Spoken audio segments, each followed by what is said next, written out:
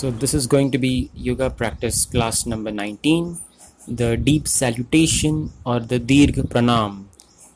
Now this is a very special and unique practice for the torso muscles and the spine muscles, and you'll be shortly be able to understand why it's a very special and unique practice. So for this practice, we initially start with the Virasana position, which is basically sitting on the heels with the toes folded downwards like this and with the feet perfectly vertical, the toenails touching the floor, and this is the starting position of this practice. But initially, if you're not able to do this posture, or if you find Virasana extremely challenging, what you can do is you can even do this posture by keeping the toes standing. That is, instead of folding the toes downwards like this, you can even practice this posture by keeping the toes standing, which is like this.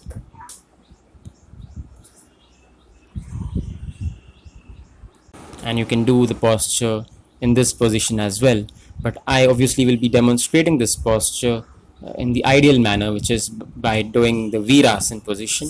Now if you're not familiar with the Virasana practice, you can even check out my detailed video about Virasana, and the link of that video is displayed above. So just click on that and you'll understand what Virasana is all about. So I'll be doing this posture in Virasana position, which is basically with the toes folded downwards like this. So let us start this practice. And basically you're sitting on the heels. You properly place the hips down on the heels like this, properly resting the weight on the toe joints with the toenails facing the floor. You maintain an arch in the lower back, keep the back straight like this, and then you join the palms together over the head with the elbows straight and the arms touching the side of the head, the spine stretched up as much as possible, and you breathe in first.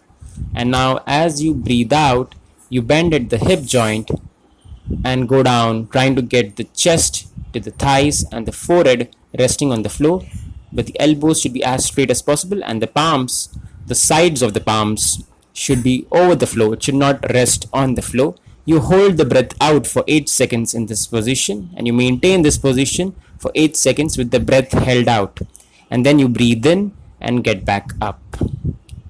Now when you looked at this posture, it seems like a very straightforward and simple posture, but let me tell you that it's not as simple as it may seem, because this posture it engages the torso muscles and spine muscles in a very peculiar manner.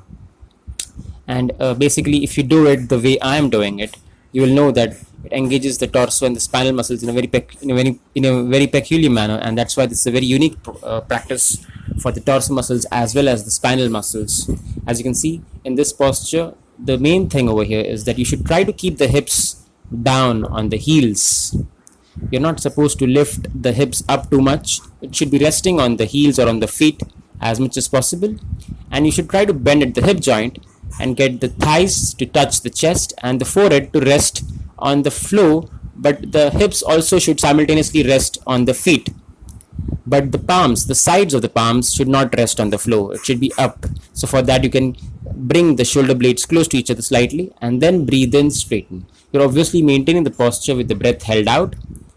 You go into the posture by breathing out. You hold the posture by holding the breath out for 8 seconds, and then you breathe in and get back up. Let us have another look at this posture.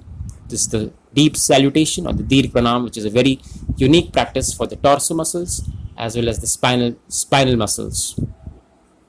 Breathing out, you go down, you hold the breath out for 8 seconds, and after 8 seconds you come out of the posture while breathing in. So we can do 8 such rounds of this practice. So that's it for now. Thanks for watching.